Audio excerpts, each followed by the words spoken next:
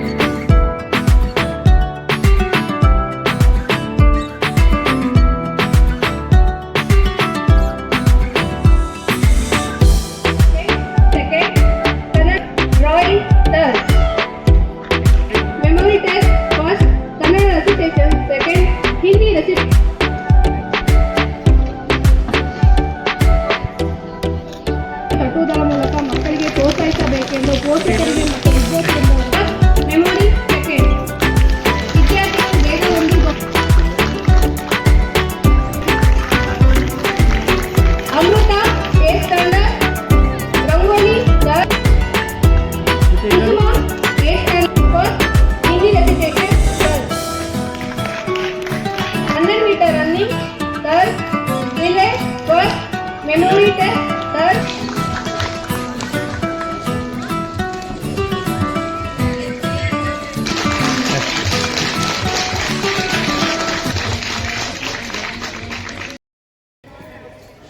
ಶಿಕ್ಷಕರು ಶಾಲೆಯಲ್ಲಿ ಪೋಷಕರು ಮತ್ತು ಪೋಷಕರು ಮನೆಯಲ್ಲಿ ಶಿಕ್ಷಕರು ಅಂತ ಈ ರೀತಿಯ ಒಂದು ಸಂಬಂಧ ಇದ್ದರೆ ಮಾತ್ರ ಮಕ್ಕಳು ಚೆನ್ನಾಗಿ ಓದಿ ವಿದ್ಯಾವಂತರಾಗಿ ಸಮಾಜದಲ್ಲಿ ಒಂದು ಉನ್ನತ ಸ್ಥಾನವನ್ನು ತಲುಪಲಿಕ್ಕೆ ಸಾಧ್ಯವಾಗುತ್ತೆ ಅನ್ನುವ ನಂಬಿಕೆಯಿಂದ ನಾವು ಈ ನಮ್ಮ ಎಲ್ಲ ವಿದ್ಯಾಸಂಸ್ಥೆಗಳಲ್ಲಿ ನಾವು ಒಂದು ವಿದ್ಯಾಭ್ಯಾಸವನ್ನು ನೀಡ್ತಾ ಇದ್ದೇವೆ.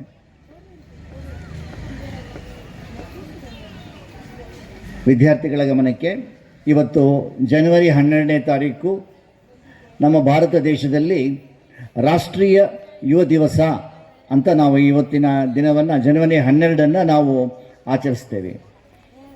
ಜನವರಿ 12ನೇ ತಾರೀಕು ನಮ್ಮ ಈ ಭಾರತ ದೇಶ ಕಂಡ ಒಬ್ಬ ದೊಡ್ಡ ಧೀರೋದಾತ್ತ ಕ್ರಾಂತಿಕಾರಿ ಸನ್ಯಾಸಿ ಸ್ವಾಮಿ ವಿವೇಕಾನಂದರವರ ಜನ್ಮ ದಿನಾಚರಣೆ ಇವತ್ತು. ಈ ದಿವಸವನ್ನು ಅವರ ಜ್ಞಾಪಕಾರ್ಥವಾಗಿ ರಾಷ್ಟ್ರದಲ್ಲಿ ರಾಷ್ಟ್ರೀಯ ಯುವ ಜನತೆ ಯುವ ದಿವಸ ಅಂತ ನಾವು ಇದನ್ನು ಆಚರಿಸ್ತೇವೆ. ಯಾಕಂದರೆ ಸ್ವಾಮಿ ವಿವೇಕಾನಂದರಿಗೆ ರಾಷ್ಟ್ರದ ಯುವಕರ ಮೇಲೆ ಬಹಳ ಕಾಳಜಿ ಇತ್ತು. ಒಬ್ಬ ಯುವಕರು ಸಶಕ್ತರಾದರೆ ಒಂದು ರಾಷ್ಟ್ರ ಬಲಿಷ್ಠವಾಗತ್ತೆ, ರಾಷ್ಟ್ರ ಚೆನ್ನಾಗಿ ಬೆಳೆಯುತ್ತೆ, ಅದು ಒಂದು ಸಂಸ್ಕಾರಯುತವಾದ ಒಂದು ರಾಷ್ಟ್ರ ಆಗುತ್ತೆ ಅನ್ನುವ ಒಂದು ಬಲವಾದ ನಂಬಿಕೆ ಆ ಕ್ರಾಂತಿಕಾರಿ ಸನ್ಯಾಸಿಗಿತ್ತು. ಆದ್ದರಿಂದ ಆ ಹಿನ್ನೆಲೆಯಲ್ಲಿ ನಾವು ಜನವರಿ 12 ರಾಷ್ಟ್ರೀಯ ಯುವ ದಿವಸ ಅಂತ ನಾವು ಕರೀತೇವೆ. ಅಂತಹ ಒಂದು ಸುದಿನದಲ್ಲಿ ಈ ಕಾರ್ಯಕ್ರಮ ನಡೀತಾ ಇರೋದು ತುಂಬ ಸೂಕ್ತ ಅಂತ ನನ್ನ ಭಾವನೆ. ರಾಷ್ಟ್ರೀಯ ಶಿಕ್ಷಣ ಸಮಿತಿ ಅನ್ನೋದು 1946ರಲ್ಲಿ ಪ್ರಾರಂಭ ಆಯಿತು. ಅಂದರೆ ನಮಗೆ ಸ್ವಾತಂತ್ರ್ಯ ಬರೋದಕ್ಕಿಂತ ಮುಂಚೆನೇ ಈ ವಿದ್ಯಾಸಂಸ್ಥೆ ಪ್ರಾರಂಭ ಆಯಿತು. ನಮಗಿನ್ನೇನು ಸ್ವಾತಂತ್ರ್ಯ ಬರುತ್ತೆ ಅನ್ಬೇಕಾದ್ರೆ ಗಾಂಧಿಯವರು ಒಂದು ಕರೆ ಕೊಟ್ಟರು. ಇನ್ನೇನು ಸ್ವಾತಂತ್ರ್ಯ ಬಂದ್ಬಿಡುತ್ತೆ, ನಮಗೆ ಮುಂದಿನ ಜನಾಂಗಕ್ಕೆ ನಮಗೆ ವಿದ್ಯಾಭ್ಯಾಸ ನಾವು ಸರಿಯಾದ ರೀತಿಯಲ್ಲಿ ಕೊಡದೆ ಹೋದರೆ ರಾಷ್ಟ್ರ ಬೆಳೀಲಿಕ್ಕೆ ಸಾಧ್ಯವಾಗೋದಿಲ್ಲ. ಆದ್ದರಿಂದ ನಾವು ವಿದ್ಯಾದಾನಕ್ಕೆ ಬಹಳ ಮಹತ್ವವನ್ನು ಕೊಡಬೇಕು ಅಂತ ಹೇಳಿ ಬರೀ ಸರ್ಕಾರದಿಂದ ಮಾತ್ರ ಈ ವಿದ್ಯಾದಾನವನ್ನು ಕೊಡಲಿಕ್ಕೆ ಆಗೋದಿಲ್ಲ. ಎಲ್ಲ ವಿದ್ಯಾಸಂಸ್ಥೆಗಳನ್ನು ಬರೀ ಸರ್ಕಾರದಿಂದ ಮಾತ್ರ ನಡೆಸೋಕ್ಕಾಗಲ್ಲ. ಇದರಲ್ಲಿ ಸಾರ್ವಜನಿಕರು ಕೂಡ ಈ ಒಂದು ಕೈಕರ್ಯದಲ್ಲಿ ಕೈಗೊಳ್ಳಬೇಕು ಅನ್ನೋದನ್ನು ಕರೆ ಕೊಟ್ಟಿದ್ದರಿಂದ ಆ ಕರೆಗೆ ಹೋಗೊಟ್ಟು ನಮ್ಮ ಅಂದಿನ ಸ್ವಾತಂತ್ರ್ಯ ಯೋಧರು ಶಿವಮೊಗ್ಗದರ ಒಂದು ಹಿರಿಯ ವ್ಯಕ್ತಿಗಳು ಎಲ್ಲ ಸೇರಿ ಈ ರಾಷ್ಟ್ರೀಯ ಶಿಕ್ಷಣ ಸಮಿತಿಯನ್ನು ಶುರು ಮಾಡ್ತಾರೆ. ಜೊತೆಗೆ ಸಂಪರ್ಕದಲ್ಲಿದ್ದರೆ ಮಕ್ಕಳನ್ನು ವಿದ್ಯಾಭ್ಯಾಸವನ್ನು ಒಂದು ಸರಿ ದಾರಿಯಲ್ಲೇ ತೆಗೆದುಕೊಂಡೋಗಿ ಅವರೊಂದು, ಹಾಗೆಯೇ ವಿದ್ಯಾರ್ಥಿನಿಯರು ಸಹ ಶ್ರದ್ಧೆಯಿಂದ ಪರಿಶ್ರಮದಿಂದ ಓದಬೇಕು. ಶ್ರದ್ಧೆ ಮತ್ತು ಪರಿಶ್ರಮ ಇದು ಎರಡೂ ಇಲ್ಲದೆ ಹೋದರೆ ವಿದ್ಯೆ ಬರಲ್ಲ. ಇದೊಂದು ಗಮನ ಇಟ್ಕೋಬೇಕು. ಯಾವುದೇ ಒಂದು ಸಾಧನೆ ಮಾಡಬೇಕು ಅಂತ ಅಂದ್ಕೊಂಡ್ರೆ ಅದಕ್ಕೆ ಶ್ರದ್ಧೆ ಇರಬೇಕು ಮತ್ತು ಪರಿಶ್ರಮ ಇರಬೇಕು. ಮಾಡುವ ಕೆಲಸಕ್ಕೆ ನಾನು ಇಷ್ಟಪಟ್ಟು ಮಾಡಬೇಕು. ಬರೀ ಕಷ್ಟಪಟ್ಟು ಮಾಡಿದ್ರೆ ಉಪಯೋಗ ಆಗಲ್ಲ. ಇಷ್ಟಪಟ್ಟು ಮಾಡಿದ್ರೆ ಆ ಕಲಿಕೆ ಒಂದು ಸಾರ್ಥಕತೆಯನ್ನು ಕಾಣುತ್ತೆ. ಹೀಗಾಗಿ ವಿದ್ಯಾರ್ಥಿನಿಯರು ತುಂಬ ಶ್ರದ್ಧೆಯಿಂದ ವಿದ್ಯಾಭ್ಯಾಸ ಮಾಡಬೇಕು. ಯಾಕಂದರೆ ಇವಾಗಿನ ಯುಗದಲ್ಲಿ ತುಂಬ ಇದೊಂಥರ ಸ್ಪರ್ಧಾತ್ಮಕ ಯುಗ. ಕಾಂಪಿಟೇಷನ್ ಅನ್ನೋದು ತುಂಬ ಇರುತ್ತೆ. ಒಂದು ಸ್ವಲ್ಪ ಆಚೆ ಈಚೆ ಆದರೂ ಕೂಡ ನೀವೆಲ್ಲೋ ಹಿಂದುಳಿದು ಬಿಡ್ತೀರ ಸಮಾಜದಲ್ಲಿ. ಹಾಗಾಗದಿರೋ ಹಾಗೆ ನೋಡಿಕೊಳ್ಳುವ ಒಂದು ಜವಾಬ್ದಾರಿ ನಿಮ್ಮ ಮೇಲಿದೆ. ನೀವು ತುಂಬ ಪರಿಶ್ರಮ ಪಟ್ಟು ಒಳ್ಳೆಯ ಮಾರ್ಕ್ಸ್ಗಳನ್ನು ತಗೊಳ್ಳಿ. ನಿಮ್ಮಲ್ಲಿ SLCನಲ್ಲಿ ಯಾರ್ಯಾರು 600 ಎಂಬುದು ಅದ್ಭುತ ಜೀವನದ ಸಂದೇಶ. ತಂದೆ ತಾಯಿಯಷ್ಟೇ ಪವಿತ್ರ ಸ್ಥಾನ ಗುರುವಿಗೂ ಇದೆ. ಮುಂದೆ ಗುರಿ ಇರಬೇಕು, ಹಿಂದೆ ಗುರು ಇರಬೇಕು. ಆಗ ಬದುಕು ಇನ್ನೂ ಚಂದ.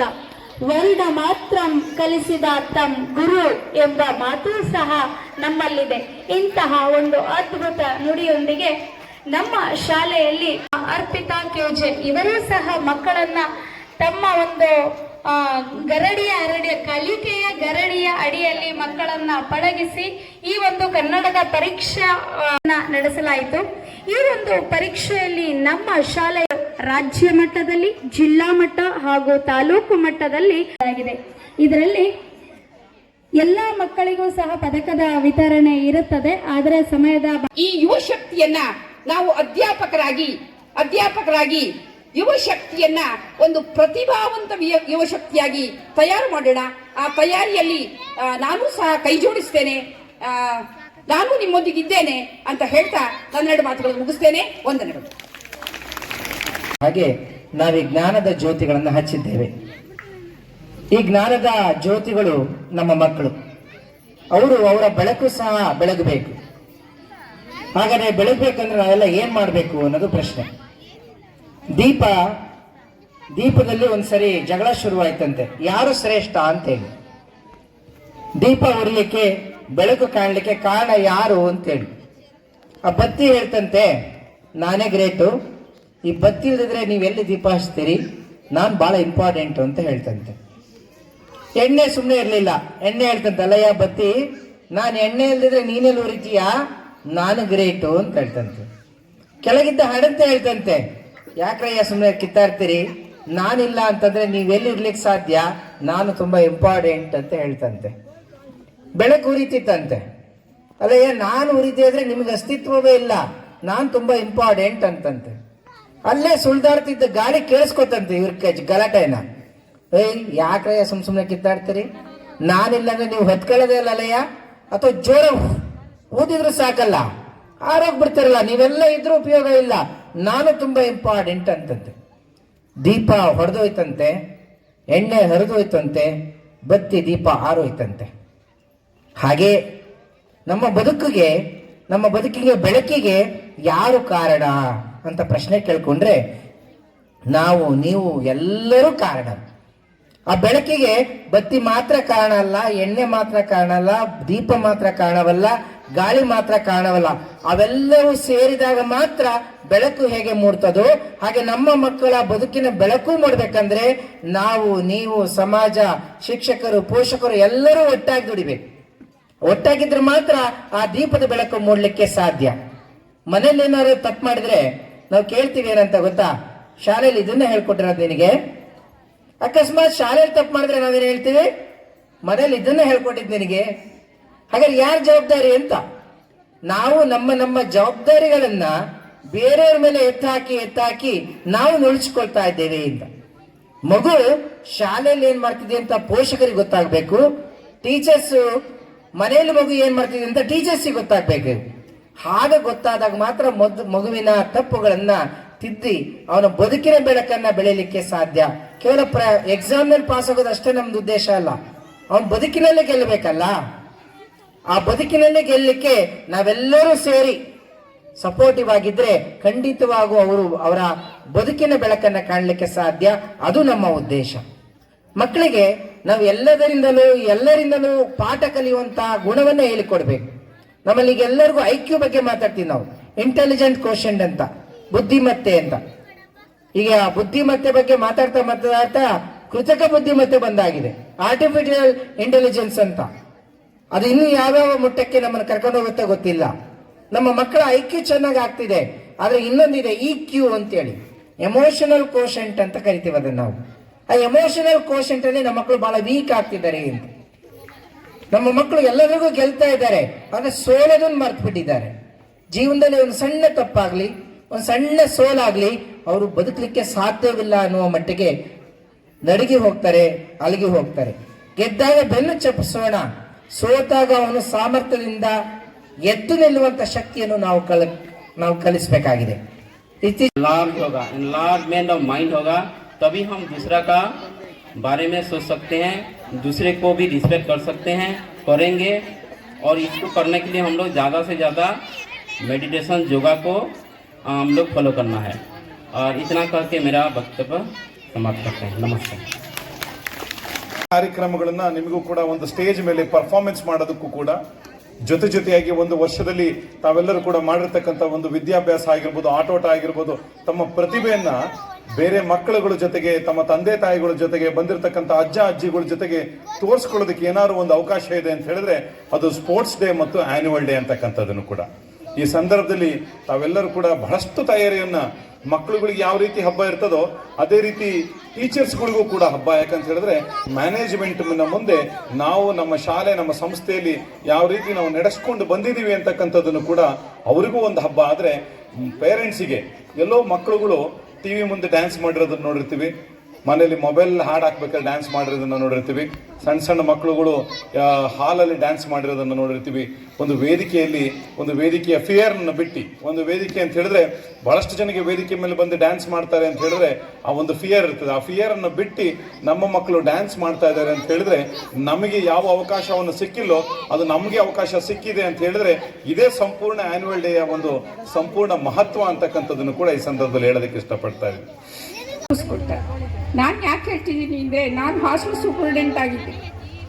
ಸುಮಾರು 100 ಮಕ್ಕಳಿಗೆ ನಾನು ಪ್ರತಿ ಒಂದು ಕಾಲೇಜಿಗೂ ಹೋಗಿ ವೀಕ್ಲಿ ಆ ಹುಡುಗರದ್ದೆಲ್ಲ ತಗೊಂಡು ಹೋಗಿ ಅಲ್ಲಿ ವೆರಿಫೈ ಮಾಡ್ತಿದ್ದೆ, ಹೇಗೆ ಓದ್ತಿದ್ದಾರೆ, ಏನು ಮಾಡ್ತಿದ್ದಾರೆ. ಪ್ರತಿಯೊಂದು ರೂಮಲ್ಲೂ ಚೆಕ್ ಮಾಡ್ತಾ ಇದ್ದೆ, ಹೇಗೆ ಓದ್ತಿದ್ದಾರೆ ಏನು ಅಂತ. ಗುಡ್ ರಿಸಲ್ಟ್ ಸಿಕ್ಕಿದ್ದೆ ನಾವೆಲ್ಲ ಅಷ್ಟು ಇನ್ಸ್ಪೆಕ್ಷನ್ ಮಾಡಿದ್ರಿಂದ. ತಂದೆ ತಾಯಿಗೆ ನಾನು ಮೊದಲು ಹೇಳ್ತಾ ಇದ್ದೀನಿ, ತಂದೆಗಿಂತ ಹೆಚ್ಚಾಗಿ ತಾಯಿಗೆ ಹೇಳ್ತಿದ್ದೀನಿ, ಹೆಚ್ಚಾಗಿ ಮಕ್ಕಳ ಬಗ್ಗೆ ತುಂಬ ಗಮನವಿರಿಸಿ. ಈಗ ಮಕ್ಕಳು ಹಾಳಾಗೋಕ್ಕೆ ತುಂಬ ಅವಕಾಶ ಇದೆ.